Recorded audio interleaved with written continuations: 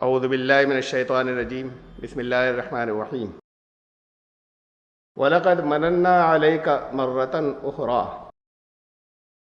سورہ طٰہٰ کی آیت نمبر 37 سے آج کا درس شروع ہو رہا ہے، اور یقیناً ہم تمہارے اوپر اس سے پہلے ایک مرتبہ اور بھی احسان کر چکے ہیں۔ حضرت موسیٰ علیہ السلام پر اللہ کی وحی نازل ہوئی، اللہ نے ان کو اپنی آیات دیں، اپنے 2 معجزے عطا فرمائے اور کہا کہ فرعون کے پاس پہنچو۔ انہوں نے درخواست پیش کی کہ میرے بھائی کو بھی میرا معاون بنا کر ساتھ کر دیجئے۔ فرمایا کہ تمہیں عطا کر دیا گیا جس کا تم نے سوال کیا ہے موسیٰ۔ گزشتہ مرتبہ ہم یہاں تک پہنچے تھے کہ تم نے جو مانگا وہ تو عطا کر دیا، اب لیکن بات اسی وقت کی نہیں ہے، بلکہ ہم نے تم پر احسان اس سے پہلے بھی، تمہارے اوپر بڑے احسانات ہیں ہمارے، اور اس سے قبل کا احسان، اس سے پہلے کا اللہ نے پھر یاد دلایا۔ اِذْ أَوْحَيْنَا إِلَىٰ أُمِّكَ مَا يُوحَىٰ، کہ ہم نے تمہاری ماں کی طرف وحی کی تھی۔ لفظ وحی استعمال ہوا ہے یہاں پر،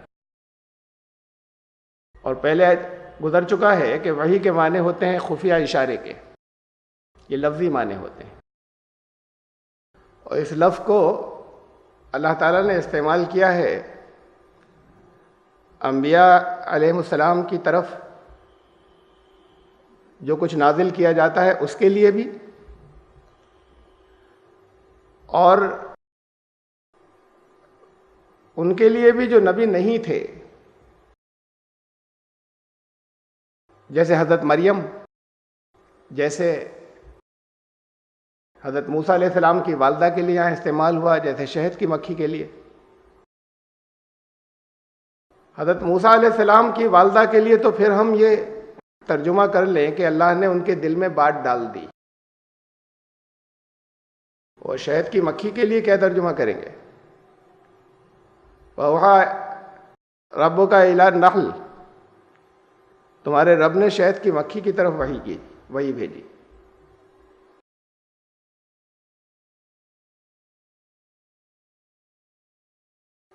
جو کچھ انسانوں اور دوسری مخلوقات میں فرق یہ ہے کہ دیگر مخلوقات کو ان کی ہدایت ان کی پیدائش کے ساتھ دی جاتی ہے،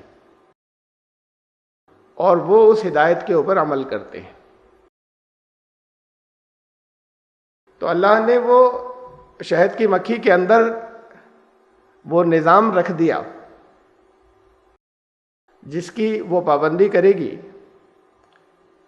اور اس کے اندر اس نظام اور اس سے متعلق ہدایات رکھنے کو کہا وحی کی ہم نے شہد کی مکھی کی طرف۔ لیکن دوسری مخلوقات اور انسانوں میں فرق ہوتا ہے۔ انسانوں میں سے جو نبی ہیں ان کی طرف جو وحی آئی، اور غیر نبیوں کے لیے بھی جو نبی نہیں ہیں ان کے لیے بھی جب یہ لفظ استعمال ہوا، تو ان دونوں میں فرق یہ ہے کہ اللہ کی طرف سے تو دل میں بات ڈالی گئی، لیکن نبی وہ ہوتے ہیں جن کا سلیکشن اللہ کی طرف سے ہوتا ہے، ان کا انتخاب اللہ کی طرف سے ہوتا ہے، اور وہ چوائس تو ہوتی ہے، اختیار تو ہوتا ہے کہ چاہے تو اس پر عمل نہ کرے، بشری اعتبار سے، انسان ہونے کی حیثیت سے، لیکن وہ لازماً اس کی پابندی کرتے ہیں۔ ہمارے یہاں ہماری اصطلاحات میں، ہماری ٹرمینالوجی میں اس کے الگ الگ نام رکھ لیے گئے ہیں۔ اب وحی کا لفظ تو صرف استعمال ہوتا ہے نبیوں کے لیے، قرآن نے استعمال کیا جو نبی نہیں تھے ان کے لیے بھی۔ یہ ہماری اصطلاحات میں مخصوص کر لیا گیا ہے صرف نبیوں کے لیے لفظ وحی، اور جو نبی نہیں ہوتے ان کے لیے لفظ الہام بولتے ہیں۔ لیکن دل میں بات ڈالی جاتی ہے اللہ کی طرف سے، آپ کے دلوں میں بھی ڈالی جاتی ہے، وہ بھی وحی ہوتی ہے۔ اب جتنے پاکیزہ نفوس ہوتے ہیں وہ اتنا واضح اس کو سمجھ لیتے ہیں کہ یہ اللہ کی طرف سے ہے، اور دوسرے لوگ اسے اپنے خیال یا اس پر بھی محمول کر سکتے ہیں کہ یہ ذہن ہے فیصلہ کر رہا ہے ایسا کریں یا نہ کریں، تو باتیں دوسروں کی طرف بھی اللہ کی طرف سے ڈالی جاتی ہیں۔ یہ ریسیو کرنے والا انسٹرومنٹ جتنا سوفسٹیکیٹڈ ہوتا ہے، جتنا ایکوریٹ ہوتا ہے، اس کے اعتبار سے وہ انسٹرومنٹ جو اس کے اپنے اندر جتنی کیپیبلٹی ہے اور صلاحیت ہے اس کے اعتبار سے نتائج سامنے آتے ہیں اور رزلٹ سامنے آتے ہیں۔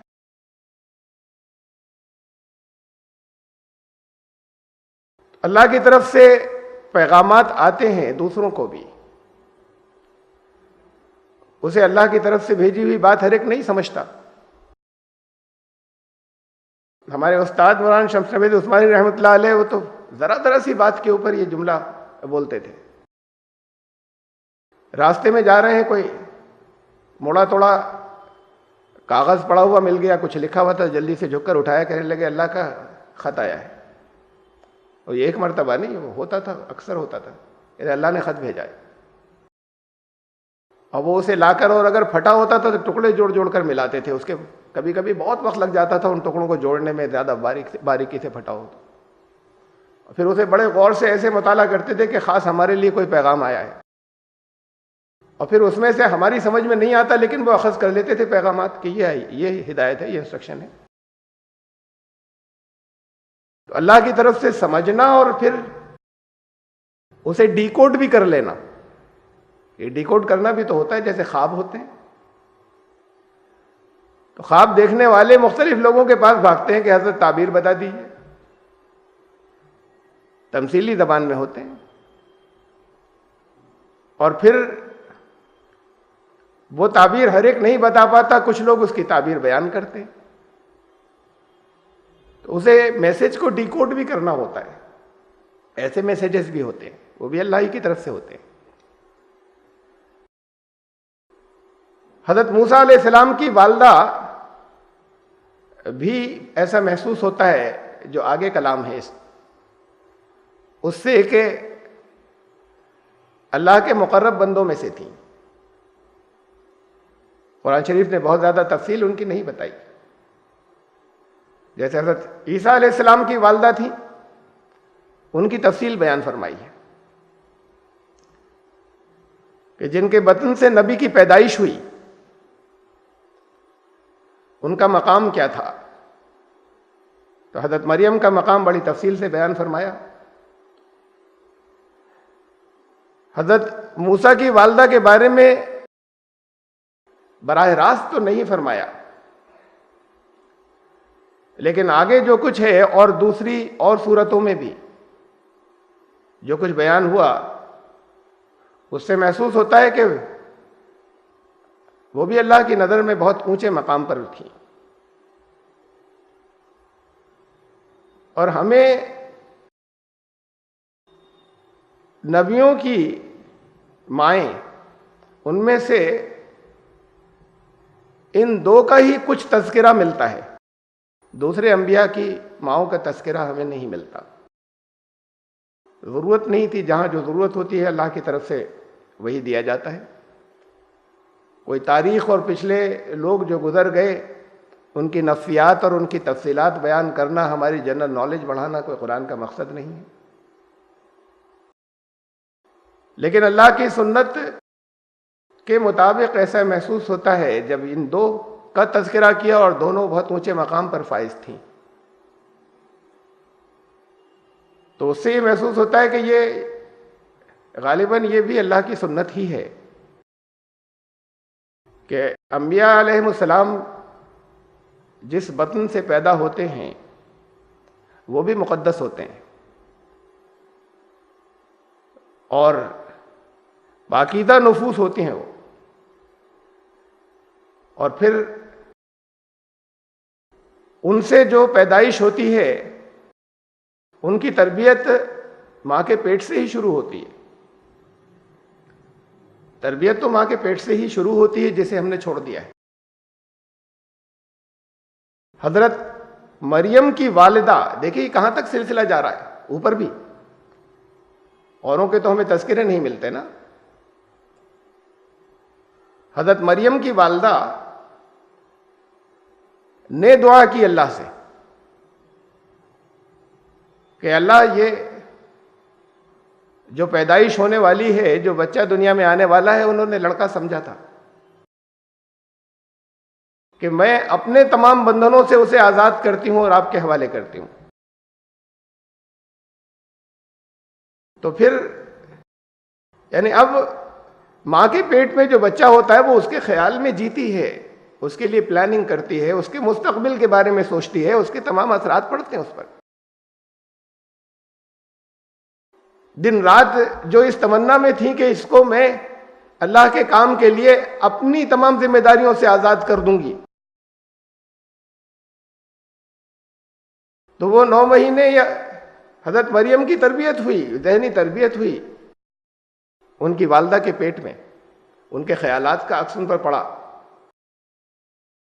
اور مریم مریم بنی۔ اللہ نے فرمایا کہ پھر ہم نے ان کو بہت اچھی اٹھان اٹھایا، بڑی پاکیزہ اٹھان اٹھایا۔ اسباب تو کرنا تو فعل تو اللہ کے ہوتے ہیں، اسباب یہاں دنیا میں بنتے ہیں، اور سبب وہاں حضرت مریم کی والدہ بنی تھی۔ نبی جب پیدا ہوتے ہیں تو نبوت کے لیے بھی ان زندگیوں کو چونکہ اللہ تعالیٰ کو محفوظ رکھنا ہوتا ہے، تو ان کی تربیت بھی ماں کے پیٹ سے ہی ہوتی ہے۔ یہاں اس دنیا میں، انسانی دنیا کے اندر اللہ تعالیٰ کے جتنے کام ہوتے ہیں وہ ہماری اور آپ کی معرفت ہوتے ہیں۔ براہ راست اللہ جو چاہے کر سکتا ہے، لیکن آپ کا پیٹ جب بھرتا ہے جب آپ نوالا بنا کر اٹھا کر منہ میں ڈالتے ہیں، اس کے بغیر دعا سے پیٹ نہیں بھرتا۔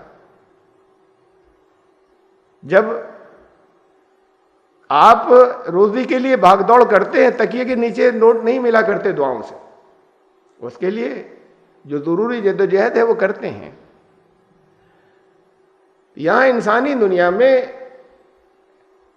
اللہ کا نظام چلنے میں انسان ہی سبب بنتے ہیں، تو جن کا انتخاب اللہ نے کیا نبوت کے لیے، جن کو چنا اپنا نبی اور رسول بنانے کے لیے،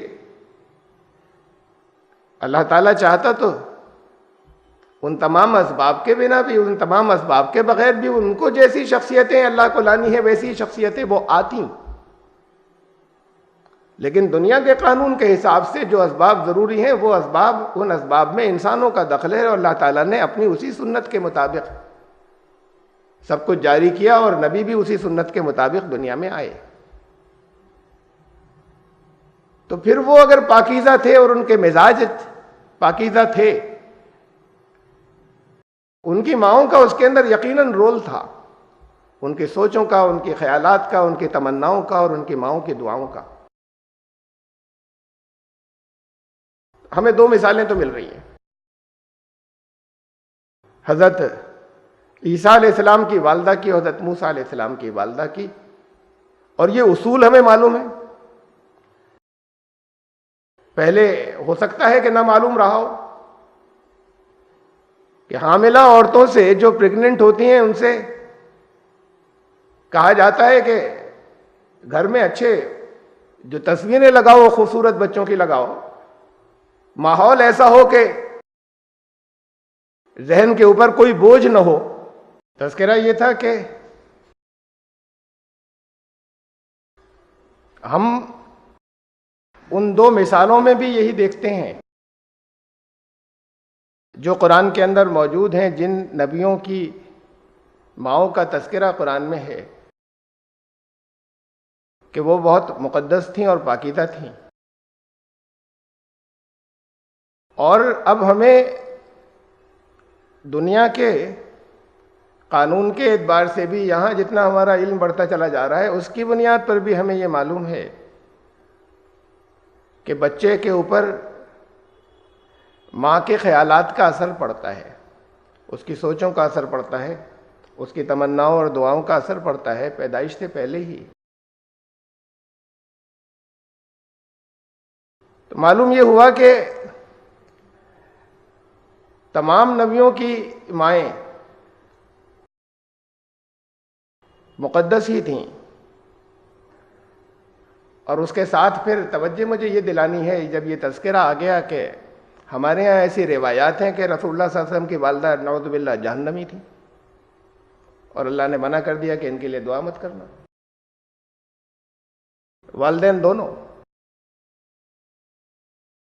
تاریخ بتاتی ہے کہ حضرت عبداللہ نبی اکرم صلی اللہ علیہ وسلم کے والد ہر طرح کی جتنی بھی طرح کی برائیاں ہو سکتی ہیں ان تمام سے دور تھے، اور اس کے باوجود کہ ہدایت کوئی واضح نہیں آئی تھی، بت پرستی سے کوسوں دور تھے، موحد تھے، بت پرستی سے کوسوں دور تھے، اور اس ماحول کے اندر جس میں بے حیائی اور فحاشی بالکل عام تھی، کھلے عام، شاید آج کل بھی اتنی عام نہیں ہو جو ہمیں تاریخ کے اندر ملتا ہے کہ جتنی وہاں پر فحاشی عام تھی اس کے اندر حضرت عبداللہ کو انویٹیشن ملتا ہے ایک کاہنہ کی طرف سے کہ وہ اپنی اولاد ان کو عطا کر دیں، ان کے ساتھ میں وہ ہم بستر ہوں، اور نظریں جھکا کر گزر جاتے ہیں، مڑ کر نہ کان ادھر لگاتے ہیں اور نہ نظریں اس کی طرف اٹھاتے ہیں۔ تو یہ کردار تھا انہیں، جتنی بھی مختصر سی چند باتیں ہمیں تاریخ میں ملتی ہیں، اس میں اس ماحول کے اندر بھی جہاں ایمانیات کا جہاں تک تعلق ہے، جتنی چیزیں ابھی نہیں آئی لیکن خود اپنی سوچ کے اعتبار سے وہ شرک سے بچے ہوئے ہیں، اپنے مزاج کے اعتبار سے شرک سے پاک ہیں اور تمام بے حیائیوں برائیوں سے پاک ہیں۔ نبوت کا اعلان ہونے کے بعد جو انکار کر دے اور سمجھ بوجھ کر انکار کر دے وہ تو کفر کرے، وہ تو کافر ہو جائے۔ نبوت کے اعلان سے پہلے جو خود اپنی سمجھ سے توحید کے اوپر قائم ہے اور تمام برے افعال سے دور ہے، اس کے بارے میں رسول اللہ صلی اللہ علیہ وسلم یہ فرمائے کہ وہ سب جہنمی ہیں۔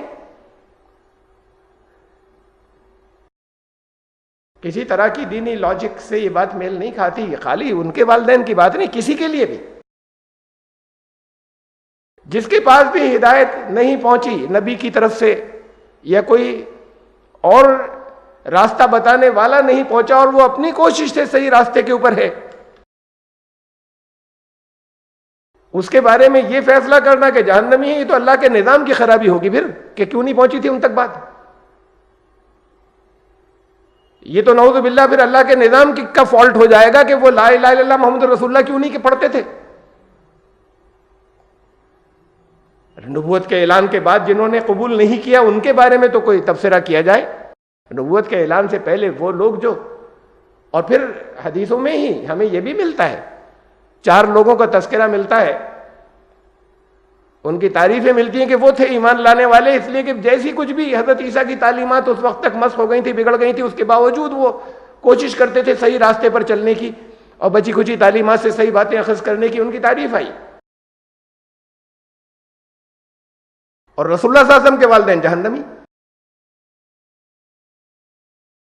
بہرحال میں تو صرف اس بنیاد پر بھی یہ عرض کر رہا ہوں کہ نبی کی والدہ، جتنے انبیاء ہیں ہر ایک کی والدہ مقدس شخصیات رہی ہیں۔ 2 کے بارے میں ہمیں معلوم ہوا قرآن سے، باقی کا ہمیں نہیں معلوم، لیکن اس اصول کی بنیاد پر ہمیں معلوم ہے کہ ماں کے خیالات کا اثر پڑتا ہے بچے کے اوپر. بچے کی تربیت ماں سے شروع ہوتی ہے. جو شخصیت جو کچھ بھی جہاں جو کچھ بھی بنتا ہے, وہ جو کچھ بھی بنتے ہیں, وہ جو کچھ لے کر پروان چڑھتے ہیں, وہ ان کی ماؤں کے خیالات ہوتے ہیں, ان کے تصورات ہوتے ہیں, ان کے دعائیں ہوتی ہیں, ان کے افکار ہوتے ہیں, ان کے اعمال ہوتے ہیں ماؤں کے. تو رسول اللہ صلی اللہ علیہ وسلم بچپن سے اگر ہر نبی کی طرح پاکیزہ طینت اور پاکیزہ نفس تھے, تو ان کی والدہ بھی مقدس ہی تھیں. بہرحال اللہ نے فرمایا کہ ہم نے حضرت موسیٰ علیہ السلام کی طرف وحی کی. تفصیلات گزر چکی ہیں. وحی کا مطلب کیا ہے؟ انقذفیہ فی التابوت, کہ اب یہ جو بچہ آ رہا ہے اسے ایک تابوت میں رکھ دو.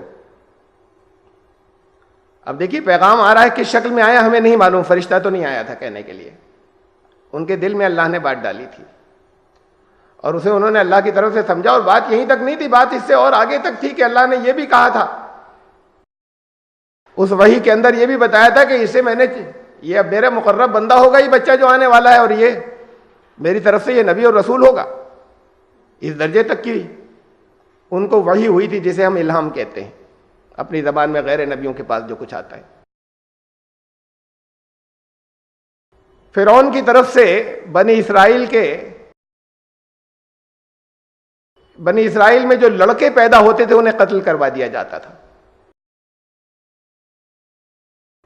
اس لیے کہ تاریخ میں ہے کہ فرعون کو کسی نے بتایا تھا کہ تمہاری سلطنت کا خاتمہ کرنے والا, تمہارے اقتدار کا خاتمہ کرنے والا بنی اسرائیل میں آنے والا ہے. تو اس نے فیصلہ یہ کیا کہ اب جتنے لڑکے پیدا ہوں انہیں قتل کر دیا جائے. حضرت موسیٰ کی پیدائش ہوئی تو اللہ نے حضرت موسیٰ کی والدہ کے دل میں اپنا پیغام ڈالا کہ اسے ایک تابوت میں رکھو, وہاں تو وہ قتل کر ہی دیے جائیں گے.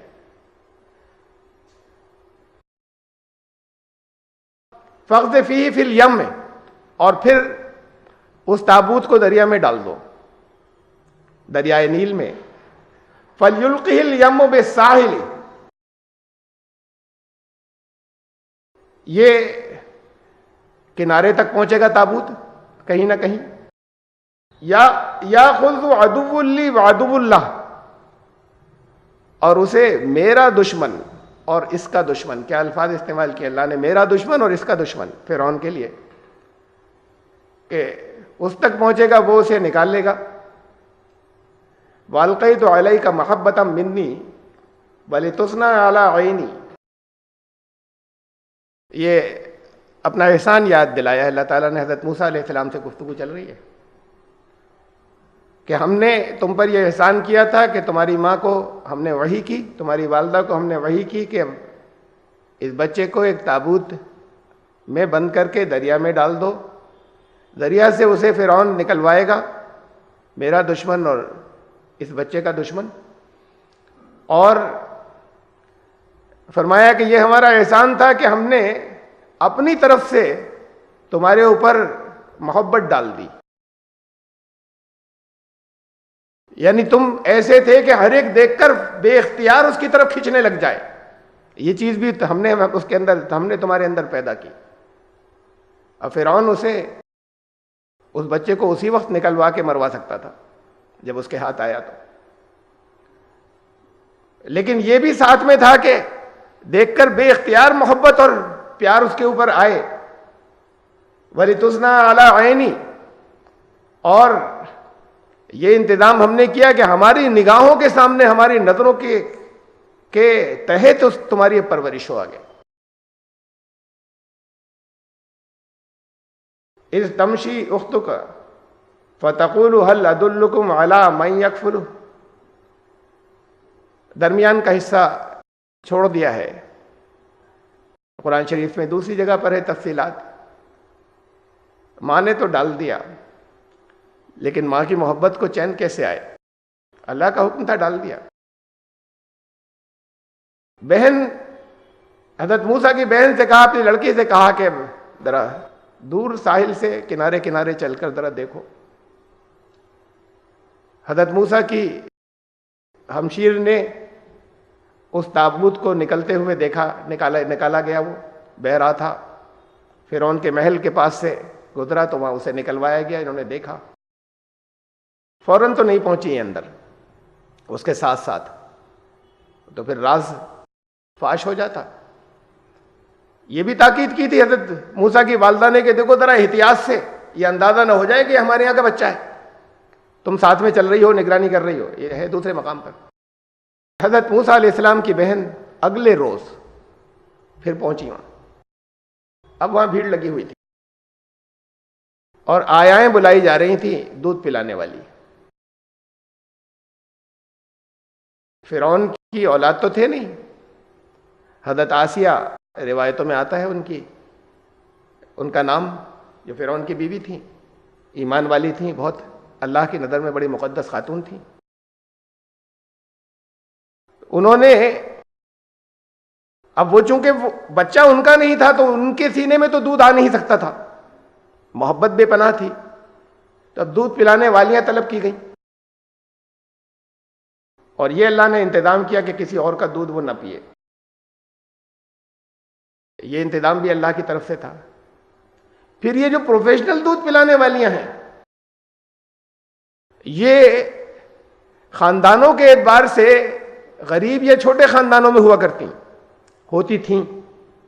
نبی اکرم صلی اللہ علیہ وسلم کی جب پیدائش ہوئی، آپ کو بھی دائی حلیمہ کو دیا گیا اور تمام بچوں کو دیا جاتا تھا کہ وہ لے جائیں اور گاؤں میں پرورش کریں اور ان کو اپنا دودھ پلائیں۔ مائیں دودھ پلانے کے بجائے جبکہ ماؤں کے سینے میں دودھ ہوتا تھا تب دے دیا جاتا تھا انہیں کہ وہ وہاں کی فضا سے باہر جائیں، اور وہاں تو وہ پھر دودھ پلانے والیاں کوئی بہت اونچے قبیلوں کی نہیں ہوتی تھیں خاندان کے اعتبار سے۔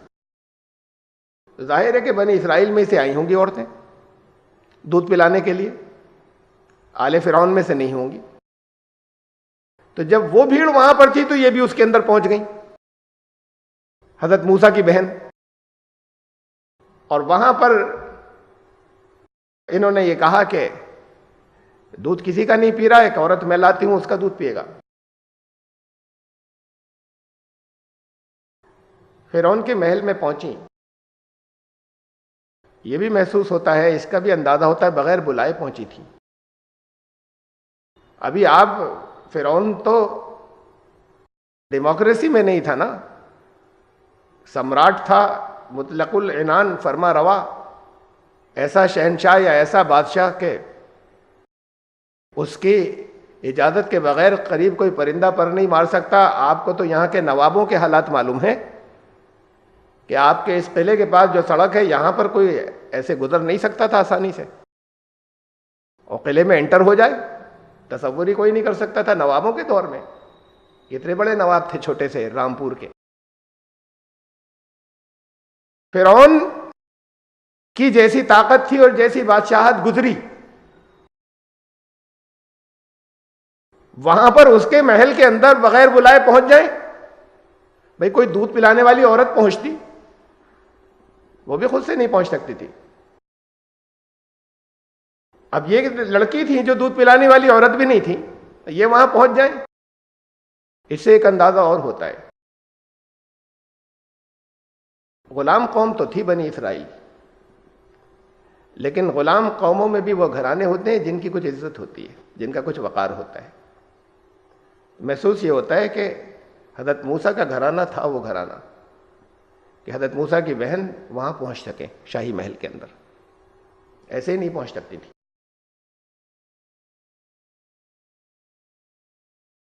تو یہ ایک باعزت نبی اونچے خاندان میں یہ بھی ہوتا ہے، یہ بھی اللہ کی سنت رہی ہے کہ نبی خاندان کے اعتبار سے نسل اور نسب کے حساب سے بھی اونچے خاندانوں میں پیدا ہوتے ہیں، اور باعزت گھرانوں میں پیدا ہوتے ہیں کہ شروع سے ہی وہ چاہے غریب ہوں لیکن ان خاندانوں کی عزت ہوتی ہے، لوگ شروع سے ہی ان کو اونچا مقام دیں۔ تو حضرت موسیٰ کا بھی گھرانہ حالانکہ غلام قوم میں تھا بنی اسرائیل کے اندر، لیکن باعزت گھرانہ رہا ہوگا، ایسا کہ جن کی بہن شاہی محل کے اندر جن کی بہن کی رسائی ہو گئی۔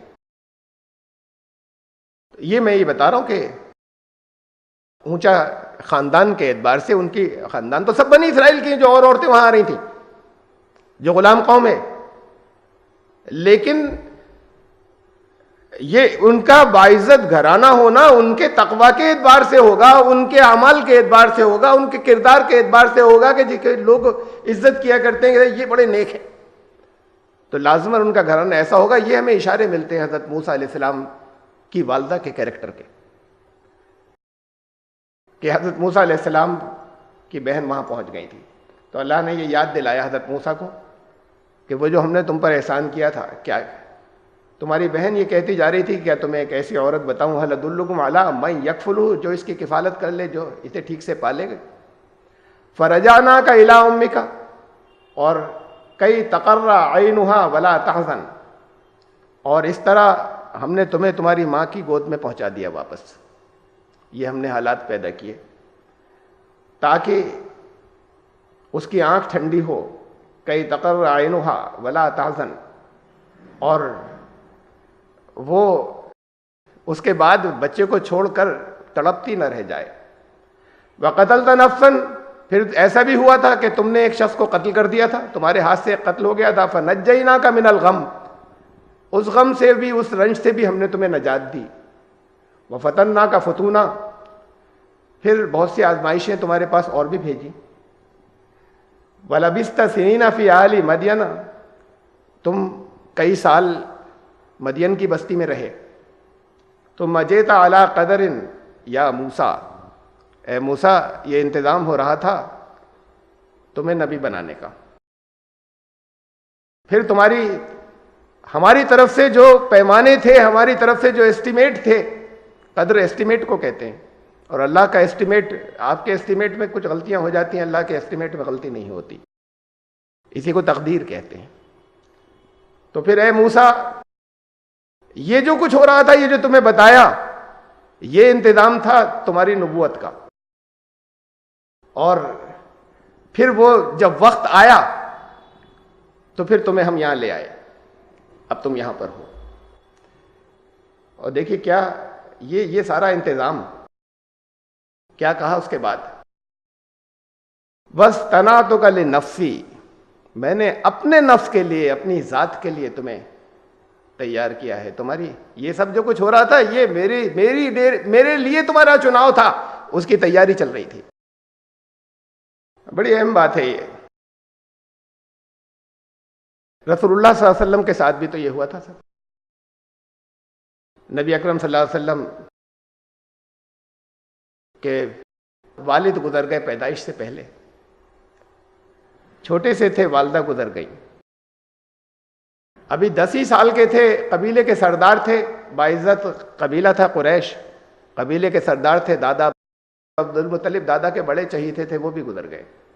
اور جب ابھی 10 ہی سال کے تھے، سہارے ایک ایک کر کے ختم ہوتے چلے گئے، سارے دنیا کے سہارے ٹوٹتے چلے گئے۔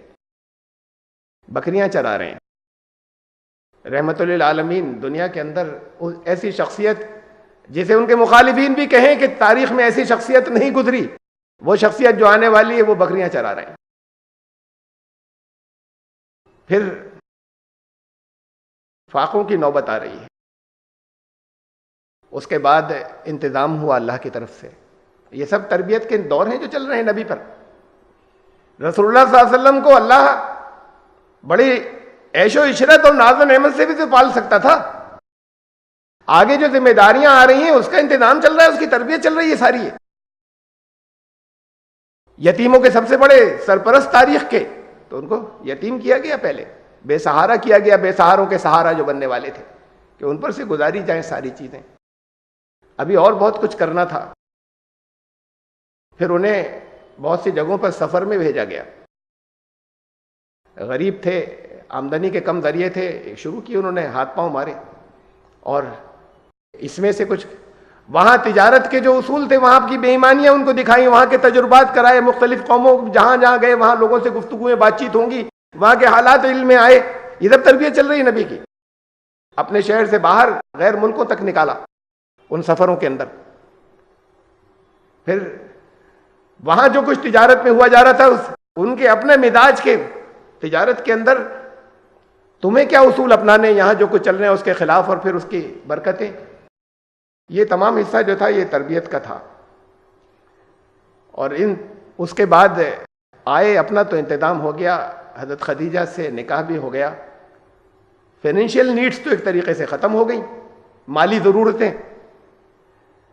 لیکن یہ تو وہ شخص تھا، وہ ہستی تھی جسے دنیا کو ہدایت دینی تھی، تو ان کے چاروں طرف جو کچھ پھیلا ہوا تھا ظلم، ان کے چاروں طرف جو گمراہی پھیلی ہوئی تھی، ان کے چاروں طرف جو بے حیائی پھیلی ہوئی تھی، ان کے چاروں طرف جو منکرات پھیلی تھی، تو بے چین تھے کہ کیا ہو رہا ہے، کیسے ٹھیک کروں میں، اور کوئی راستہ سمجھ میں نہیں آتا تھا. بے چینی کے اندر بستی کو چھوڑ کر وہاں پر غار ہیرا میں جا کر مراقبے کیا کرتے تھے، تنہائی میں سب سے الگ، کہ نہیں سمجھ میں نہیں آ رہا، غور کروں کچھ سوچوں. وہاں غار ہیرا کی تنہائیوں میں جا کر بیٹھے. اسے کہا ہے نا اللہ تعالیٰ نے، پھر کہا وَوَجَدَكَ ضَالًّا فَهَدَىٰ، تمہیں راستہ نہیں مل رہا تھا، ہم نے ہدایت دی. یہ حالت تھی اس وقت، راستہ کسی طریقے سے مل نہیں رہا تھا. وَوَجَدَكَ عَائِلًا فَأَغْنَىٰ، فاقے تھے تمہارے گھروں میں، ہم نے تمہیں بے نیاز کر دیا ان تمام ضرورتوں سے. یہ تربیت کا دور تھا جو چلا نبی کی، جن کو نبی بننا ہے ان کی تربیت کا دور تھا. یہ رسول اللہ صلی اللہ علیہ وسلم کے ساتھ میں ہوا، یہ حضرت یوسف علیہ السلام کے ساتھ میں ہوا، جن انبیاء کے تفصیلی ہمارے پاس قصے موجود ہیں کہ یوسف سے، حضرت یوسف علیہ السلام سے ان کے بھائیوں نے حسد کیا. میں آپ کو کیوں سنا رہا ہوں یہ یادیں ان کے ساتھ میں کیوں دلا رہا ہوں، یہ حالات، یہ سب واقعات آپ کی زندگی کے واقعات ہیں. میں اس لیے سنا رہا ہوں اس آیت کی، ورنہ کسی تشریح کی ضرورت تھی. اس آیت کی تشریح یہی ہے، میں ریلیٹ کروں گا، پھر آپ غور کیجئے گا. حضرت یوسف علیہ السلام کو سے ان کے بھائیوں نے حسد کیا. حضرت یوسف علیہ السلام کو ایک کنویں میں ڈال دیا، ویران کنویں کے اندر. یوسف اللہ کے نبی بننے والے ہیں، مصر کے بازار میں بکے. پہنچایا منتریوں کے، منسٹرز کے گھرانے کے اندر. اب یہ تربیت کا نظام ہے، جو کچھ اللہ نے ان کے لیے آگے رکھا تھا، نبوت کی جو ان کی تقدیر تھی، اس میں جو کچھ آگے رکھا تھا، تو ان کی تربیت شاہی گھرانے کے اندر ہونی تھی. وہاں پر اس ماحول کے اندر جہاں بڑا کرپشن تھا، وہ کرپشن ہمارے سامنے یہ تو آیا سامنے، جو عورتوں کا تھا اور جو وہاں کا ماحول تھا، اور جہاں پر اگر ایک عورت نے کوئی بے حیائی کی تو ساری اسے لعنتیں دیتی تھی کہ تو ایک اس مرد کے اوپر، اپنے وہ بھی غلام، اس کے اوپر قابو نہیں پا رہی ہے. یہ ان کا ماحول تھا. اس ماحول کے اندر وہاں ان کی تربیت ہوئی، اس ماحول میں بڑے. وہاں پھر یہ آزمائش آئی اس کی، جس کے یہاں تھے عزیز مصر، اس کی بیوی والی آزمائش آئی. اب منتریوں کے گھر پہنچ گئے تھے، یہاں سے قید خانہ شروع ہوا، جیل میں رہے، بڑے لمبے عرصے قید گزاری، اور پھر اللہ نے ان کو اس جگہ پہنچایا جہاں پہنچانا تھا. یہ سب تربیت کا دور تھا. وہ کہتے کہ رسول اللہ صلی اللہ علیہ وسلم کہتے کہ یہ اللہ سے کہ کس مصیبتوں میں ڈالا مجھے آپ نے. حضرت یوسف علیہ السلام کہتے کہ مجھ سے زیادہ تو تکلیف کی کسی کی زندگی نہیں ہے. باپ سے دور ہیں، ماں سے دور ہیں، وہاں بڑی چھوٹی سی عمر میں بھائیوں نے وہاں کنویں میں مرنے کے لیے ڈال دیا، غلام کی طرح بک رہے ہیں، پھر قید خانہ ہے اتنا لمبا. زندگی کا کوئی لمحہ تو آرام کا نہیں ہے. وہ جو کچھ آرام کے دن تھے اچھے لوگوں کی، وہ ان کی ذہنی کشمکش کے تھے اس ماحول کے اندر. یہاں پر اس ماحول کی خرابیوں سے کیسے میں بچوں؟ تو وہ ذہنی اذیت کا ماحول تھا، اور یہ ان کے ساتھ میں دنیاوی آزمائشیں جو ہیں لگاتار آتی چلی گئیں. اور پھر اللہ نے کامیاب کرنے کے بعد انہیں وہاں پہنچا دیا جہاں خود ان کو بہت سے منترالے دے دیے گئے، بہت سی منسٹریز ان کے حوالے کر دی گئیں. فوڈ منسٹر اور ہوم منسٹری اور بہت سی اور منسٹریز ان کو دے دی گئیں. اس کے بعد کی تفصیلات کا قرآن میں ذکر نہیں ہے، لیکن انبیاء کی زندگی کے اندر جو آزمائشیں آتی ہیں، وہ آزمائشیں لگاتار چلی ہوں گی آخری سانس تک ان کی.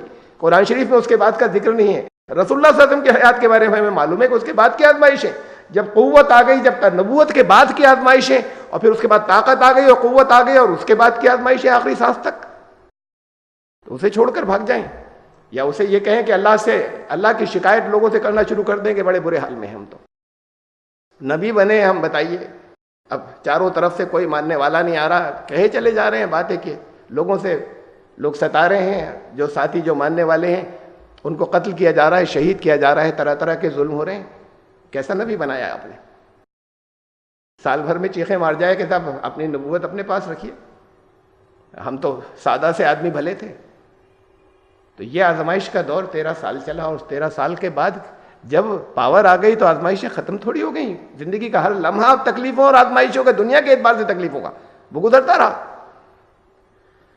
یہ ان کے ساتھ میں ہوتا ہے جن کے لیے اللہ نے کہا وَاسْتَنَعْتُكَ لِنَفْسِي، میں نے تمہیں اپنے لیے چن لیا، اپنے لیے خاص کر لیا. یہ تمہارے ساتھ میں اس لیے گزارا تھا کہ میں تمہیں اپنے لیے، یہ اپنی ذات کے لیے میں تمہیں سلیکٹ کر لوں.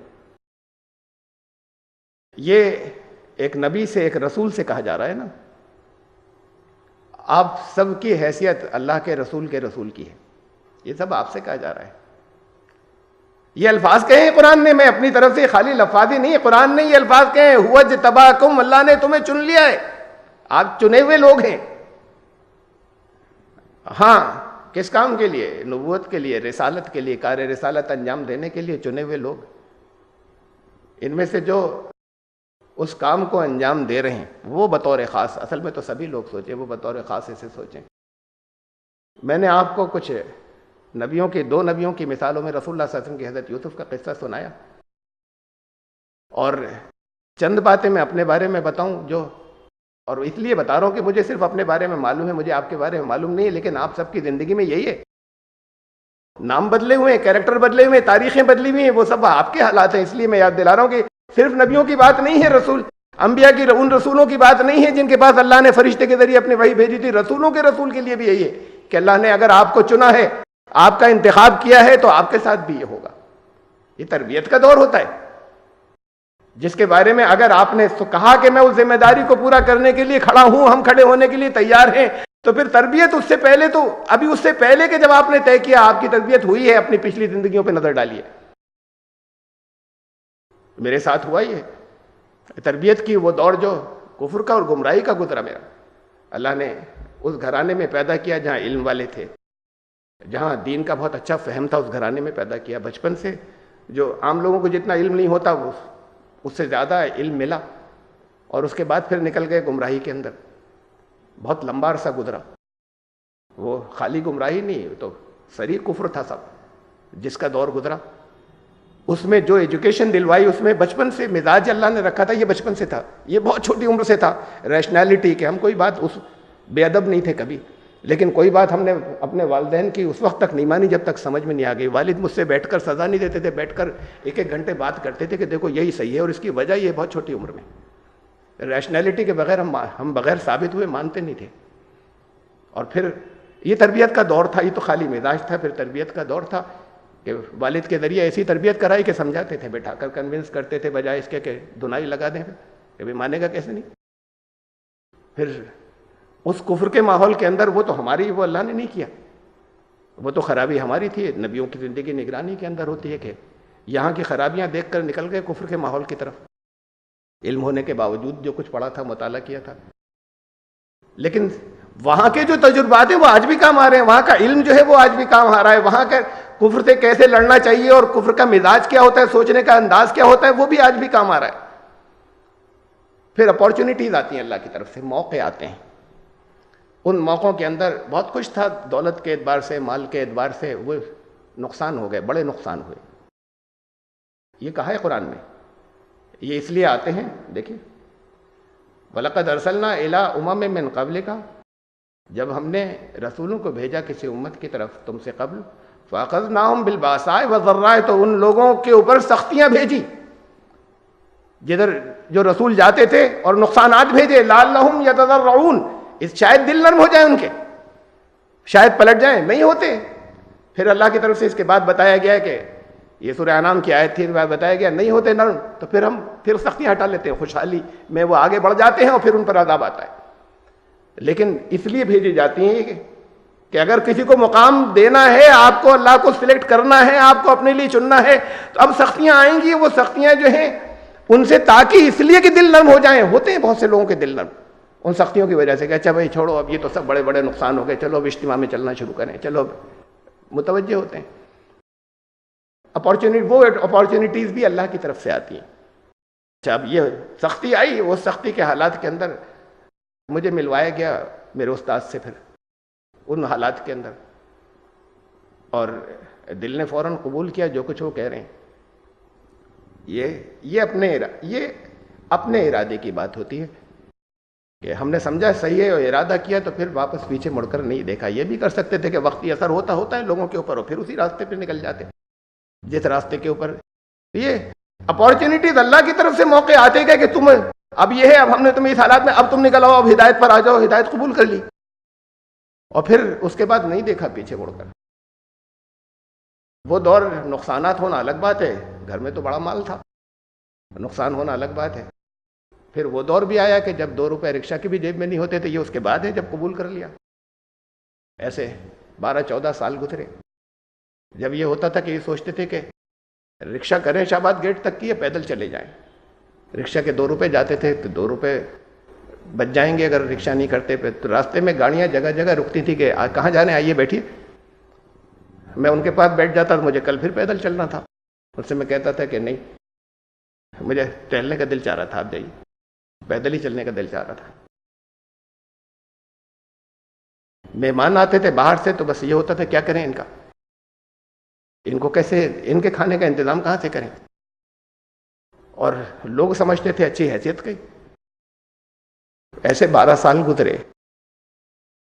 میں اللہ کا شکر ادا کر کے کہہ رہا ہوں کہ کبھی یہ اپنے بارے میں بتا رہا ہوں, یہ چیزیں سب حالات آپ پر گزرے ہیں, لیکن یہ ضروری ہے کہ اس کے اندر پھر ایسے قائم رہنا ہے. میں کبھی اس دور کے اندر 1 سیکنڈ کے لیے بھی دل میں یہ نہیں آئی کہ میرے فیصلے غلط تھے. میں نے دین کو اختیار کرنے کے لیے جو کچھ چھوڑ دیا, بہت ہی چیزیں چھوڑ دی تھی, خود چھوڑی. جب یہ حالات آ گئے تھے کہ میں نے کبھی غلط کیا, کبھی پچھتاوا نہیں آیا, کبھی ذرا 1 سیکنڈ کے لیے بھی. بعض لوگ جو اندر کے حالات سے واقف تھے وہ ترس کھاتے تھے, مجھے ان کے اوپر ترس آتا تھا کہ میں تو ٹھیک ہوں بالکل, یہ لوگ ہیں قابل رحم جو میرے اوپر ترس کھا رہے ہیں. یہ دور آتا ہے. پہلے جو آتی ہیں تنگیاں وہ اس لیے آتی ہیں کہ شاید ابھی اللہ کی طرف سے آپ کو اپارچونیٹیز دی جائیں گی. میں آپ میں سے جو اللہ کے رسول ہونے کا حق ادا کرنا چاہتے ہیں میں ان سے کہہ رہا ہوں, اور ہر ایک کو ہونا چاہیے, سب رسول کے رسول ہیں, کہ اس لیے آتی ہیں کہ آپ کو پھر اس کے بعد کچھ اپارچونیٹیز دی جائیں, کچھ موقع فراہم کیے جائیں جنہیں آپ لے لیں, اور اس کے بعد پھر پیچھے مڑ کر نہیں دیکھیں, اس لیے کہ آزمائشیں تو اس کے بعد پھر آئیں گی. ایسے ہی تھوڑی کچھ دے دیا جائے گا, پھر کسائی بھی تو ہوگی. یہ خالی سوچنے کا انداز ہوتا ہے جو لے جاتا ہے. یقین اس دنیا کی مصیبتوں سے مصیبتیں محسوس ہی نہیں ہوتی. جب ذہن یہ کہتا ہے کہ نہیں یہی صحیح ہے تو دوسرے سمجھتے ہیں پریشانی کے اندر ہیں. پریشانی صرف سوچنے کے انداز کا نام ہے. یہ دنیا کے مسائل تو رہیں گے آخری سانس تک. پھر اللہ کی طرف سے کامیابی کا عجیب و غریب طریقے سے آیا. وہ دور بھی آیا کہ جسے دنیا کے اعتبار سے یہ کہا جائے کہ بھئی تنگیاں اور دوسرے وہ جو حالات تھے وہ ختم ہو گئے, اچانک آیا اور بہت عجیب طریقے سے آیا. لیکن 12 سال گزرے تو اس کے اندر یہ فرمایا اللہ نے کہ ہم اس لیے کرتے ہیں, یہ چنا جاتا ہے اللہ کی طرف. تو یہ دور اگر آپ پہ گزرتے ہوں, آپ اللہ کی شکایتیں کرنا شروع کر دیں جگہ جگہ, یا ٹھس ہو کر بیٹھ جائیں یا تھک کر بیٹھ جائیں. سب اتنے دن ہو گئے, 3 سال سے دعا کرتے چلے جا رہے ہیں, پریشانی آتی چلی جا رہی ہے. یہ 3 سال کتنے ہوتے ہیں آپ کی 80-90 سال کی زندگی کے اندر؟ 4 سال کتنے ہوتے ہیں آپ کی زندگی کا بڑا حصہ اس میں گزرا اگر ہیں. یہ نام کی یہ کہا ہے اللہ نے, یقین دلایا ان کی بات کا. ایمان نہیں ہے, یقین نہیں ہے کہ تمہیں ڈراپ آؤٹ, اس میں ڈراپ مت کر دینا اس امتحان میں سے. اس کرنا ہے, پورا کرنا ہے, بھاگ کر مت چلے جانا, اس کے آگے کامیابیاں ہیں. اس کا یقین نہیں ہے. اور ان کامیابیوں کے بعد بھی مسائل تو ہیں. کامیابی جو جن چیزوں میں کسا گیا تھا ان سے اوپر لے آئیں گے, لیکن مسائل تو پھر بھی رہیں گے, آخر تک رہیں گے. یہ ہے ان لوگوں کی بات جنہیں اللہ نے چن لیا ہے. وجاہدوا فی اللہ حق جہادی, سورہ حج میں. اللہ کے راستے میں جیسا اس کا حق ہے, کیسا کتنا حق ہے اللہ کا, ایسا جہاد کرنا ہے. هو اجتباکم, تم سب چنے ہوئے ہو اللہ کی طرف سے, سلیکٹڈ. حضرت موسیٰ سے خالی کہا تھا میں نے اپنے لیے چنا ہے تمہیں, اس لیے کہ پھر ابھی یہاں تک تو تربیت کر کے اللہ لایا, تمہیں چن لیا. لیکن ابھی ایسے ہی تھوڑی کہ معجزے دے دیے تو وہاں پہ لے گئے تو فرعون ڈر کر بھاگ گیا. ابھی تو آئیں گے حالات, ابھی کتنے حالات آئیں گے جہاں پر ہر وقت موت کا, وہاں پر ہر وقت خوف ہوگا یا ڈر ہوگا موت کا. وہاں پر فرعونیوں کے اندر پھر بنی اسرائیل کو لے کر نکلنا, پھر جن کو لے کے گئے انہی کی نافرمانیاں, ان سے الجھنا, ہر وقت انہیں سمجھانا, تربیت. ابھی جنگل کے اندر, صحرا کے اندر 40 سال بھٹکنا ہے, اس کے بعد ابھی تو یہاں پر رہنا ہے اور یہاں پر فرعون سے لڑ کر رہنا ہے. ختم ہو گئے کیا؟ نبی بننے کے بعد سب مسائل حل ہو گئے. لیکن جنہیں چن لیا پھر وہ ثابت قدم رہے. پھر جنہیں چن لیا ہے، اگر آپ چنے ہوئے ہیں تو پھر آپ کو پھسلنا نہیں ہے واپس. نبی تو ہوتے ہی وہ شخصیات تھے، وہ ہستیاں ہوتے تھے جو نہیں پھسلتے تھے، پھسل ہی نہیں سکتے تھے. ان کی تربیت جہاں سے ہو کر آتی. ہاں آپ پھسل سکتے، ہم میں وہ لوگ ہیں جو پھسل سکتے. کب تک آخر؟ یہ سانسیں ہیں کتنی کہ کب تک؟ اس کے بعد کی زندگی جو ہمیشہ کی ہے، اصل کامیابی تو وہ ہے نا. یہ تو اس کے مقابلے میں، سب کے مقابلے میں ایک بلبلے کے برابر بھی نہیں. کب تک کا کیا مطلب؟ اور کوئی دنیا میں ایسا نہیں ہے. بات ان کی نہیں ہے جنہیں چن لیا گیا، بات ان کی جو نافرمان ہے. ان کی زندگی کے اندر ایک ایک لمحہ ایسا ہے کہ سوسائڈ کر لیں. مسائل اتنے ہیں اور وہ رہتے ہیں آخر تک. وہ جنہیں آپ سمجھتے ہیں کہ پیسوں کے اعتبار سے بہت اوپر ہیں، وہ کلبوں میں عیش کر رہے ہیں، ان کی زندگی کا ایک ایک لمحہ ایسا ہے کہ ان میں سے لوگ کرتے رہتے ہیں سوسائڈ، خودکشیاں کرتے رہتے ہیں، اور آخر سانس تک رہتی ہیں ان کے ساتھ میں. آپ کے ساتھ بھی رہتی ہیں اور آپ کے ساتھ بھی رہیں گی. ہاں اس کے اوپر مینٹلی کنٹرول کرنا. مینٹل کنٹرول ایمان سے آئے کہ پھر وہ پریشانیاں محسوس نہیں ہوتی. پریشانی تو ذرا ذرا سی چیز کے اوپر آدمی پاگل ہو جاتا ہے. یہ محسوس کر اس کا بات ہے کہ ہم اپنے گول سے نہیں ہٹے، ہمیں تو یہ کام کرنا ہے. ہاں سامنا کریں گے، فیس کریں گے. تب ہیں آپ ہوئے تباکم، جن کے لیے کہا اللہ نے تم سب کا انتخاب کیا ہے، تمہیں چنا ہے بھائی. حضرت موسیٰ سے کہا کہ میں نے تمہیں خاص اپنی ذات کے لیے چن لیا. اذهب انت واخوك بآیاتی ولا تنیا فی ذکری. چن لیا تو پھر چننے کے بعد اگلی ذمہ داری، اب پہنچو فرعون کے پاس. تو اگر یہ ایسے نہیں ہے کہ آپ نے سن لیا کہ اللہ نے کہا ہے آپ سب کو چنا گیا ہے، آپ کو چنا گیا ہے تو پہنچیے کفر کے پاس، ان کے طاغوتوں کے پاس، ان کے فرعونوں کے پاس بھی. اس میں ولا تنیا فی ذکری، اور دیکھو کاہلی نہیں ہونی چاہیے میرے ذکر میں. تو یہ کیا مالا جپنے والا ذکر تھا؟ فرعون کے پاس جانے کو کہا جا رہا تھا. اب ذکر کا مفہوم واضح ہو رہا ہے. ایک تو ذکر وہ ہے جسے قرآن نے کہا کہ اللہ کی آیات اور کائنات کے اندر چاروں طرف جن نشانیوں پہ تفکر کرتے رہتے ہیں، غور و فکر کرتے رہتے ہیں، اس سے اللہ کی یاد اصل میں دلوں میں آتی ہے. ایک تو وہ ذکر ہے، اور ایک یہ ذکر یاد دلانا، وہ یاد کرنا تھا اللہ کی کائنات کے ذریعے یاد دلانا ہے. ولا تنیا فی ذکری، اب پہنچو فرعون کے پاس اور دیکھو اس یاد دہانی میں، اس یاد دلانے میں کوئی کوتاہی سستی نہیں ہو. یہ ہے ذمہ داری چننے کے بعد. تو اگر آپ چنے ہوئے ہیں، سلیکٹڈ ہیں، تو پھر پہنچیے کفر کے پاس، اور سستی نہ ہو پھر ذکر میں. پھر کاہلی نہیں ہونی چاہیے. یہ نہیں کہا تھا چھوڑ کر بھاگ مت جانا، یہ کہا سستی نہیں آنی چاہیے، کاہلی نہیں آنی چاہیے. چھوڑ کر تو آپ میں سے نہیں بھاگنے، بہت سے لوگ ہیں چھوڑ کر نہیں بھاگ رہے ہیں. سستی نہیں آئے، اب کوتاہی نہیں ہو اس ذکر کے اندر. اب ذکر اب یاد دلانا ہے ان کو، فرعونوں کو جا کر. اس میں کوتاہی نہیں ہونی چاہیے چنے ہوئے لوگوں کو.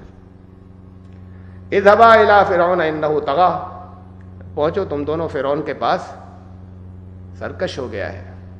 اسی لفظ سے طغا، اس سے طغیانی ہے. پتہ نہیں اردو آپ میں سے سب کی اچھی نہیں ہے. طغیانی معلوم نہیں جانتے ہیں دریاؤں کی طغیانی. وہ جو سیلاب آ جاتا ہے، جو موجیں باہر نکل جاتی ہیں، اسے طغیانی کہتے ہیں. دریاؤں سرکشی، کہ وہی پانی جو سیرابی دیتا تھا، رحمت دیتا تھا، جس کے ساحل کے کنارے لوگ تفریح اور گھومنے کے لیے جاتے ہیں. دور دور ملکوں سے ہزاروں کلومیٹر کا سفر کر کے جاتے ہیں کہ ساحل کے کنارے کھڑے ہوں گے، لطف لیں گے. وہ پانی جب سرکش ہوتا ہے تو بستیاں نکل جاتی ہیں ساری کی ساری.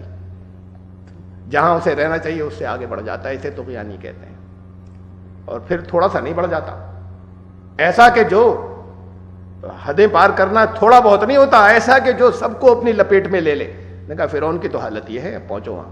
اب تم دونوں کو ایسے فرعون کے پاس پہنچنا ہے. یہ ہے ذمہ داری چنے ہوئے لوگوں کی. فقولا لہ قولا لینا، لیکن دیکھو بات نرمی سے کرنا. اب یہ نہیں کہ یہ تمہیں معجزے دے دیے تو کہا ہے نا وجادلہم باللتی ہی احسن. کوئی طنز نہیں ہوگا، کوئی ڈیبیٹ نہیں ہوگی، کوئی مناظرہ نہیں ہوگا. شاید مان جائے، مناظرہ کیا تو نہیں مانے گا. یہ تو اندر ایگو آ جاتی ہے کہ ہے اس کی بات سے ہم نیچے ہو جائے ہماری بات. وہ ایگو ان کے اندر نہیں آنی چاہیے. ان کے اندر رد عمل کی نفسیات نہیں پیدا ہو. رد عمل کی نفسیات نہیں پیدا ہونے دینا چاہتا قرآن نے کہا نا وَلَا تَسُبُّوا الَّذِينَ يَدْعُونَ مِن دُونِ اللَّهِ فَيَسُبُّوا اللَّهَ عَدْوًا بِغَيْرِ علم. ان کے جھوٹے دیوی دیوتاؤں کے لیے بھی ایسے لفظ انہیں منع تو کرنے ہی ہیں, چھوڑ تھوڑی دیں گے. باطل معبودوں کے لیے بھی ایسے الفاظ بس استعمال کرنا جو اس سے انسلٹ اور توہین محسوس ہوتی ہو, جو گالی بن کر ان کو لگتے ہو, کیوں؟ رد عمل پیدا ہو جائے گا. فَيَسُبُّوا اللَّهَ عَدْوًا بِغَيْرِ علم. سچے خدا کو انجانے میں, جہالت میں سچے خدا کو کا انکار کریں گے اور ان کو گالی دینے لگیں گے. یہ کیا ہوگا؟ رد عمل ہوگا. تم ان کے معبودوں کو کہو گے, وہ لوٹ کر اپنے ہی سچے خدا کو کہہ کر اور گناہ بڑھا لیں گے. تو رد عمل نہیں پیدا ہونا چاہیے, ریاکشن نہیں آئے, پرتکریا نہیں پیدا ہو. نرمی سے بات کرو گے, نہیں بھی مانے گا تو پرتکریا ریاکشن نہیں پیدا ہوگا. بات نرمی سے کرنا, یہ ہے دعوت. دعوت مناظروں میں نہیں ہے, دعوت جھگڑا کرنے میں نہیں ہے, دعوت کسی کو ذلیل کرنے میں نہیں ہے, کسی کو نیچا دکھا دینے میں نہیں ہے. فرعون سے اسے نرمی سے بات کرنا, لعلہ یتذکر, شاید آ جائے سمجھ میں اس کی, او یخشا, اور شاید انجام سے ڈر جائے. یہ خشی لفظ جو ہے نا, ایک خوف ہوتا ہے, ڈرنا. ایک خشیت بھی آپ نے ڈرنا سنا ہوگا, اس سے یہ ہے خشی. یخشا, شاید ڈر جائے. یہ خشی لفظ جو ہے وہ عربی کے اندر میں نے پرانی لغات دیکھی. جب بالکل ہری بھری کھیتی بالکل سوکھ گئی, بالکل ٹوٹل خالص ختم ہو گئی, اسے خشی کہتے ہیں. یا زمین بالکل اپنی صلاحیت کھو چکی پیداوار کی, اسے خشی کہتے ہیں. یا وہ کھیتی جو بالکل خشک ہو جائے ٹوٹل, یعنی ایسا انجام سامنے آیا. اس سے پھر یہ لفظ بنا کہ وہ حالات نہیں, آج وہ حالات, وہ انجام سامنے آ جانا جس کے ڈر سے انسان کچھ رک جائے, اسے خشیت کہتے ہیں. او یخشا, جب تم سمجھاؤ گے, دلیلیں دو گے, تو شاید پھر وہ انجام جو ہے وہ اس انجام سے جو انجام برا ہونے والا ہے اس سے ڈر جائے. قالا, نبی تھے, کرنا تو تھا, لیکن ڈر پھر اپنی کیفیت رکھ دی سامنے. ابھی نبوت ملی ہی تھی نا بالکل, اب تو آگے چلیں گے, یہ تو بالکل پہلے دن کی بات تھی. قالا ربنا اننا نخاف ان یفرط علینا او ان یطغى, کہ بڑی خطرناک مہم پہ رب العزت ہمیں آپ بھیج رہے ہیں. ہمیں یہ خوف ہے کہ وہ پھر زیادتی کرے گا ہمارے اوپر. یہ تو کیسا تھا, او ان یطغى, پھر وہ ساری جو اس کی سرکشی ہمارے اوپر ٹوٹ پڑے. جس جگہ ہم جا رہے ہیں, جانے کو منع نہیں کر رہے, لیکن اپنی کیفیت کو بتایا کہ ذرا ہچکچاہٹ ہے, یہ خوف ہے دل کے اندر کہ جس کے پاس آپ ہمیں بھیج رہے ہیں. قال لا تخافا, کہا تم دونوں ڈرنا مت. اننی معکما, بہت بڑے الفاظ ہیں یہ تمام رسولوں کے لیے, آپ سب کے لیے. اننی معکما, تم دونوں کے ساتھ میں جو چل رہا ہوں, ڈر کے در. اسمع و ارا, یہ بھی بہت بڑی, یہ دو ہی تو باتیں تو ہیں. کوئی سننے والا ہے, کوئی دیکھنے والا ہے. کیفیت سب معلوم ہے تمہاری, تم کہو گے اس تک پہنچے گی. سننا کسے کہتے ہیں؟ سننا اسے نہیں کہتے جو آواز آتی ہے کانوں کے اندر. کسی آفیسر کے پاس, ادھیکاری کے پاس کوئی اپلیکیشن لے کر جائیے, لوٹ کر آئیے, سوال کیا گیا, سنوائی ہوئی, سننا اسے کہتے ہیں. کہ جہاں بات کو دوسرا جو ہے وہ اس کے اوپر کچھ کرنے کو تیار ہے, اس نے غور و فکر کیا نہیں کیا, کہا یہ ہے سننا. کہا کہ میں چل رہا ہوں تم دونوں کے ساتھ میں, تم اکیلے تھوڑی جا رہے ہو. اللہ, وہ تو اللہ چاہتا فرعون کو ویسے ہی ختم کر دیتا. ہارٹ فیل بھی تو بیٹھے بیٹھے ہو سکتا تھا اس کا, یہ تو بہت دنوں کے بعد جا کر ڈوبا وہاں پر.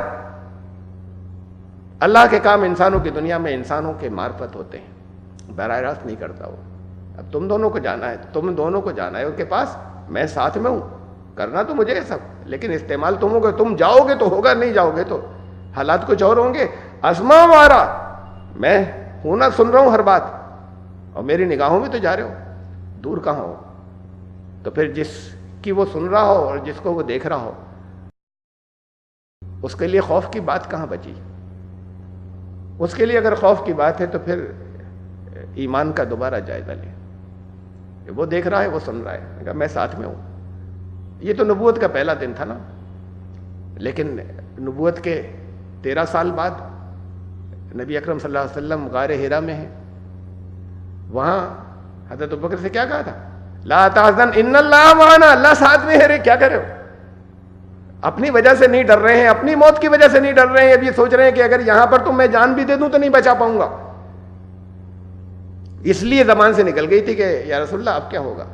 جب وہ غار پر پہنچ گئے تھے دشمن تو اللہ نبوت نے جواب یہ دیا, وہ صدیقیت تھی, نبوت نے جواب یہ دیا کہ لا تحزن, یہ رنج کے ڈر کیسے رہے, دل کے اندر کڑن کیسی ہے, اللہ ساتھ میں ہے تو کڑن نہیں ہونی چاہیے, وہ اندیشے نکل جانے چاہیے. انجام تو اس کے ہاتھ میں ہے نا, لیکن انجام تب ہوگا جب ہم یہ ذمہ داری پوری کریں جو عمل کی ہے, تب انجام ہوگا, اور انجام اس کے پاس ہے. تو وہ سن بھی رہا ہے, وہ دیکھ بھی رہا ہے. تو انہوں نے کہا فاتیا فقولا انا رسول الرب فارسل معنا بنی اسرائیل, اور ان کے پاس جاؤ اور کہو کہ تمہارے رب کی طرف سے ہم آئے, رسول بن کر آئے دونوں, ہمارے ساتھ بنی اسرائیل کو بھیج دیجئے. یہ اللہ نے کہا کہ ان سے کہو بنی اسرائیل کو ہمارے ساتھ کر دیجئے, غلام قوم کو. درمیان میں اور حصہ تھا, چھوڑ دیا. دوسری صورتوں میں تفصیل سے, سورہ شعراء میں ہے, سورہ قصص میں, سورہ شعراء میں زیادہ تفصیل سے, وہ چھوڑ دیا. یہاں قرآن کسی واقعے کے اس حصے کا ذکر کرتا ہے جو وہاں پر ریلیونٹ ہوتا ہے. یہاں پر بتانا یہ تھا کہ بنی اسرائیل کو نجات دلانی تھی, وہ جو جس قوم کے اوپر ایک صدیوں سے ظلم ہو رہا تھا, جن کو کچلا گیا تھا, انہیں اب اوپر لانا تھا, اب ان کے ظلم کا گھڑا بھر گیا تھا, اب ان کو تباہ کرنا تھا. اور یہاں پر اس حصے کو سامنے لانا ہے کہ تمہیں کسی جگہ پر رسولوں کو ظلم برداشت نہیں کرنا ہے لوگوں کے اوپر, انہیں ظلم سے نکالنا ہے. جا کر ان سے کہو کہ انہیں ہمارے ساتھ, حضرت موسیٰ نے یہی تھوڑی کہا تھا نا, اللہ نے یہ کہا تھا کہ سیدھا جا کر یہی کہہ دینا. بس فرعون کے پاس پہنچے ہو یہ کہنا کہ بنی, تو بہت عرصہ لگا تھا وہاں پر جانے کے بعد. تو پھر دوسری جگہوں پہ تفصیلات ہیں کہ وہاں پر کہا کہ رب العالمین کو مانو. انہوں نے کہا کون سا رب بھائی, رب العالمین کون, میں ہوں رب. تو یہ رب العالمین کیا ہوتا ہے؟ پھر اس کے بعد انہوں نے جواب دیا کون ہوتا ہے, تمہارے باپ دادا کو جو پالتا چلا آیا, جس نے کائنات بنائی, یہ سب تفصیلات تو وہ چل رہی ہیں, یہاں پر نہیں آئیں گے. لیکن پھر یہ ڈیمانڈ کی کہ ایک تو رب کو, دوسرے یہ جو رب ہونے کا دعویٰ کر رہے ہو نا, پالنے کا لوگوں کو, تم تو ظلم کر رہے ہو. تو رب تو سب کو پالتا ہے, اور تم پالنے کا دعویٰ کر رہے ہو, تم ظلم کر رہے ہو. اچھا بنی اسرائیل کو جن پر ظلم کر رہے ہو انہیں چھوڑ دو, ہمارے ساتھ جانے دو. یہ بات کی بات ہے, یہ بات کو کہا درمیان میں بہت کچھ. بہرحال یہاں قرآن شریف نے اس حصے کو چھوڑ کر کہا کہ اب یہ تم ظلم کر رہے ہو, وہ ظلم بند کرو. لیکن ظالم کبھی مظلوم کو جانے نہیں دیتا. جو جن پر حکومت کرتا ہے, جن کو غلام بنایا کرتے ہیں, جو قومیں جنہیں غلام بنا لیتی ہیں, انہیں جانے کیسے دیں گی؟ غلام نکل جائیں گے تو کام کون کرے گا؟ کبھی غلاموں کو چھوڑا نہیں جاتا. بے آپ کے گھر کے اندر کوئی ملازم نوکر, اسی کا جو کام ہم نہیں کر سکتے اس کے لیے کوئی ملازم رکھ لیتا ہے. اب ملازم کو کوئی اور اگر ڈیفیکٹ کر جائے, وہ کوئی اور بلا پھسلا کے لے جائے, تو ہمیشہ کے لیے اس کی طرف سے دل میں تنگی ہو جائے کہ دیکھیے ہمارا ملازم توڑ لیا, کیونکہ ہمارا کام ہوتا ہے, ہم نہیں کر سکتے تھے اس لیے رکھا تھا. اب پریشان ہے کہ کیسے کریں, گھر کا کھانا کون پکائے گا, اور جھاڑو کون دے گا, یا برتن جس کو ضرورت ہوتی ہے, جو خود کر سکتے ہیں کرتے ہیں, جو نہیں کر پاتے پھر ملازم رکھتے ہیں. تو ملازم کوئی توڑ نہ لے, جانا پسند نہیں اس کا. یہ تو غلام یہ فری کے ہیں, وہاں تو پھر بھی پیسے دینے ہوتے ہیں نا, یہاں جو فری کے ہیں انہیں غلام قوموں کو چھوڑ کیسے دیں؟ یہی تو ان کے بڑے ہونے کا سبب ہے. یہ تو بڑے اسی سے ہوئے, ان کی غلامی کی وجہ سے. کچھ لوگوں کے پاس زیادہ کیوں ہوتا ہے اور کچھ کے پاس کم کیوں ہوتا ہے؟ جو قومیں, ایک تو ذاتی کچھ صلاحیتیں ہوتی ہے, اس کے علاوہ جہاں پر پورا ایک طبقہ بڑا ہو جاتا ہے, پورا ایک طبقہ کچل جاتا ہے. وہ دولت کہاں سے آتی ہے؟ وہ تو ان کے پاس سے نکل کر جاتی ہے, ان کی پالیسیز کی وجہ سے. ان کی جو پالیسیز ہیں ان کی وجہ سے ادھر سے کھینچ کر ان کے پاس پہنچتی ہے. تو ان کو کیسے جانے دیں؟ اب تو پھر آپس میں ایک دوسرے کی کھینچیں گے, کوئی کسی کی نہیں کھینچ پائے گا. تو ایک پوری قوم کی کھینچ کر یہ لوگ, ان سے کہا کہ ان کو عذاب میں انہیں ستاؤ مت, بلا تعذبہم, ان کو اذیتیں مت دو, میرے ساتھ کر دو. بنی اسرائیل کو ان سے یہ کہنا قد جئناک بآیۃ من ربک, اور ہمارا ثبوت ہم لے کر آئے ہیں کہ ہم تمہارے رب کی طرف سے ہیں, تمہارے پاس تمہارے رب کی آیات کے ساتھ. والسلام علی من اتبع الہدی, اور اگر تم نے اتباع کی سلامتی کے راستے کی, اگر ہدایت کے راستے کی پیروی کی تم نے, تو تب سلامت رہو گے, ورنہ برباد ہو جاؤ گے.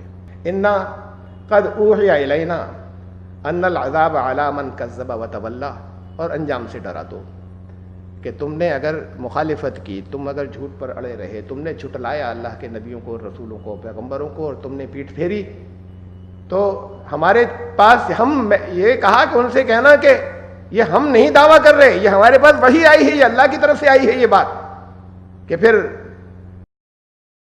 عذاب اس کے لیے ہے جھٹلائے اللہ کے پیغام کو جو پیٹھ پھیرے.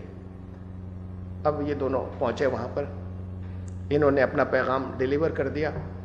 کیا رسپانس ہے پھر آیت نمبر 49 سے آیت نمبر 49 سے سورہ طٰہٰ کی انشاءاللہ زندگی رہی تو آئندہ مرتبہ.